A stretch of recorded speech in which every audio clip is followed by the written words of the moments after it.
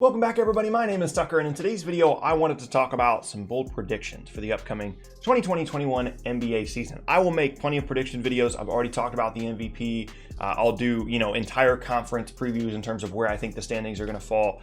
But this one specifically, I'm going out a little bit more on a limb for a lot of these predictions and talking about some kind of out of nowhere things that I think could possibly happen for this upcoming season. Some of them are tamer than others, but I think that all of them are interesting and you guys will find them interesting. And as always, let me know down in the comment section below what you think some bold predictions of your own could be for this upcoming NBA season. But really quickly before we get started, if you enjoy content like this, then consider subscribing. I upload every single day, twice a day, all throughout the NBA offseason, so it's a great place for consistent NBA content. You can also leave a like rating on today's video as well. Helps me out a ton. Lets me know that you're enjoying the content and helps it get out to more people on YouTube as well. And you can check me out at various socials at the bottom of the screen. And with those things said, let's go ahead and talk about my bold predictions for this upcoming season. So we're going to begin with the Rookie of the Year race, which is something that doesn't get a ton of attention at the moment, quite simply because it's not the most interesting rookie class in the world.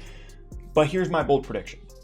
I think that the Rookie of the Year for this draft class is going to be a player that was picked outside of the top 5 selections. That might not seem like that bold of a prediction, but 6 of the last 7 Rookie of the Year winners have been top 5 picks, and most of them have either been the first or the second pick in the draft, with one of the exceptions here being Luka Doncic. The one player out of the last 7 Rookie of the Year winners that has not been a top 5 pick is, anybody know?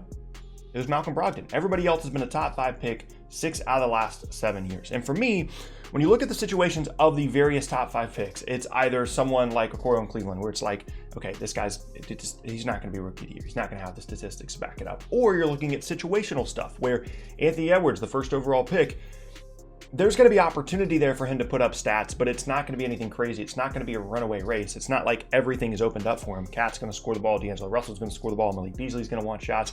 Anthony Edwards might be in a little bit more of a defensive role than he had anticipated coming in as a rookie, so the odds for him aren't great there. James Wiseman will probably have a really good case in terms of the team success if Golden State is really good, but statistically, maybe he's averaging like 10 and 8 and like a block and a half, right? Which, with a lot of wins could certainly make a case, but it's not going to be anything overwhelming. And then there's a scenario in which LaMelo Ball really struggles to get adjusted and accustomed to the NBA game, and Terry Rozier and Devontae Graham and Gordon Hayward are taking up all the perimeter offensive playmaking stuff. And LaMelo Ball is averaging like 9 points per game off the bench on not very good efficiency as he kind of leans into the NBA stuff a little bit, right? So for me, I think that you can start looking more towards guys like potentially Obi Toppin in New York that could put up, a good amount of stats this year, someone that should have a pretty significant offensive role, and being in New York certainly helps when you're talking about the narrative of the case, right? Looking at someone like Killian Hayes that is already reported as a starting guard there in Detroit, that's going to have a lot of perimeter creation responsibilities. If he has a good season, if Detroit is a bit of a surprising team, maybe start looking there. Someone like Tyrese Halliburton. Yes, there's Buddy Hield, there's De'Aaron Fox there, but I'm anticipating Buddy Hield getting moved at some point this year. Maybe he steps up, makes a late season push, and he could possibly be your Rookie of the Year. So I'm looking at players outside of the top 5 as possibly being the Rookie of the Year winner for this upcoming season as my first bold prediction. The second one gets way bolder. I don't think the Indiana Pacers are going to make the playoffs this season, or I think that they're going to be lower in the standings than people think that they will be. Because when you look at the Eastern Conference as a whole from last season, there's a lot of different teams that are doing some moving and shaking, trying to get into the playoffs in the Eastern Conference, right? Even down to Chicago getting rid of Jim Boylan, bringing in Billy Donovan. I think that's a significant upgrade. We know what Washington has done in the last week, bringing in Russell Westbrook in exchange for John Wall. Now you've got one of the better backcourts in the entire Eastern Conference. You've got teams like Brooklyn that presumably should be better this season, should move up the standings. And you're looking at teams like Orlando that are going to fall out of the playoff picture with no Jonathan Isaac. But then if you want to put like Washington and Atlanta into the playoff picture, like I want to, who's the other team that you're taking out? And for me, the easiest pick is Indiana. We don't know what's going to be going on with Victor Oladipo in terms of his health. There's some drama potentially there. The Miles Turner Sabonis thing could come to a head at some point this year. Maybe there's a trade there. Maybe there's some dysfunction. They've got a new coach. Malcolm Brogdon is a good player, but has never been the healthiest guy in the world. Maybe he struggles with injury stuff. The more you look up and down this roster, the more you can look at certain spots where you think there's scenarios in which they really struggle. They don't make the playoffs, and a team like Atlanta, a team like Washington gets in at the 7 and 8 spots, and Indiana falls all the way out of the playoff picture. I think that's a realistic scenario, and that would be a bold prediction for me, is either they don't make the playoffs or they're like a 7 or 8 seed when people have been pretty accustomed to them being like a 4 or 5 seed. Next up now as we move to the Western Conference. I think that the Golden State Warriors are still going to contend for a top 5 seed in the Western Conference, even without Klay Thompson.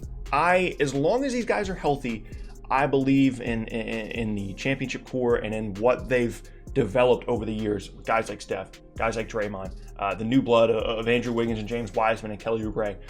Obviously, this wouldn't be a bold prediction if Klay Thompson was on the roster. They're clearly a talented enough team to be top 5 in the West with Klay Thompson there.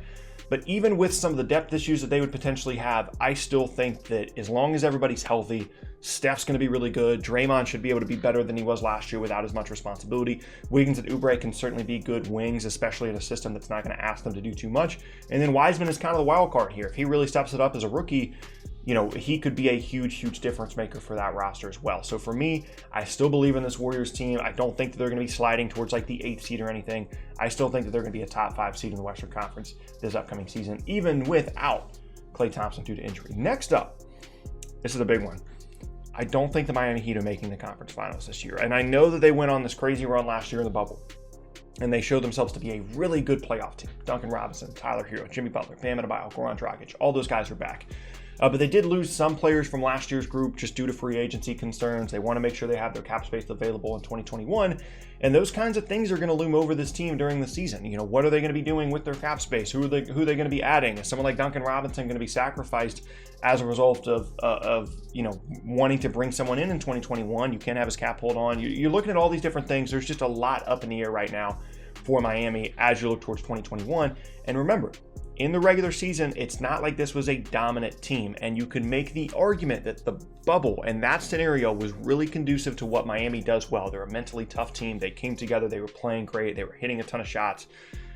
But then in a regular postseason environment, ideally, by the way, we get a regular postseason environment, maybe that doesn't work as well for Miami and they don't make the conference finals. Maybe a team like Boston, a team like Milwaukee, a team like Philadelphia, a team like maybe even Brooklyn pushes towards the conference finals and Miami kind of gets edged out in that scenario and they focus more on 2021 free agency. That's kind of what I'm thinking right now could be a possibility for Miami this upcoming season. Second to last now, I'm going with something that's counter to what I would want, right? Like I want lots of trades. I want player movement. It's great for content. It's what makes the NBA most interesting to me.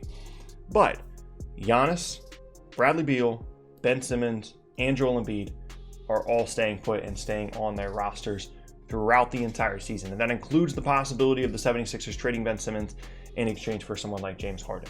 I think that all 4 of those guys are staying put. I'm most confident about Giannis. If he doesn't sign the Supermax, they're going to, kind of play that out all the way until 2021 free agency. They just made the move in Washington for Russell Westbrook. I don't think it makes any sense for them to trade away Bradley Beal. And I've already talked about the Simmons and Embiid thing in a couple of different videos. So as much as I want moving and shaking, I think those 4 guys are staying put. That doesn't mean that we're not going to have some crazy mystery star that ends up getting moved that we're not expecting right now, whether that's Karl-Anthony Towns or whoever it may be. But I still think that it's something that needs to be mentioned as a bold prediction because I think a lot of people are expecting those guys to be moved. And I'm not there right now for those 4 players. So to this point, here are our bold predictions. Our Rookie of the Year winner will be outside of the top 5 picks. The Indiana Pacers will miss the playoffs. The Miami Heat won't make the conference finals. The Golden State Warriors will be a top 5 seed in the Western Conference. Bradley Beal, Giannis, Ben Simmons, Joel Embiid are all going to stay put. And the last one, Luke Walton's going to get fired within 15 games. I've been thinking way more about the Sacramento Kings than I thought that I would over the last couple of days since I made that video about fixing the Sacramento Kings. And I think it's pretty clear that there's dysfunction here, and even with some of the additions they made to the roster, guys like Tyrese Halliburton, I wouldn't be surprised if this team starts like 5-10, and they look at the situation like, you know what, clearly Luke Walton is not a great fit with this roster. He's just not as good of a coach as we thought that he would be, and it's time to move on to somebody else. Maybe this isn't even a bold prediction, but I think if we're looking at potential first coach fired territory here, I'm going with Luke Walton because Sacramento's going to be playing a lot of Western Conference teams because of the regional travel. Their schedule is going to be really, really tough to begin the season. And 5-15 or 3-12 or something like that is a realistic possibility for a team that just lost Bogdan Bogdanovic. Yes, they've still got talent, but I think that some of the talent they do have, most notably Buddy Hield, doesn't even want to be there anyway.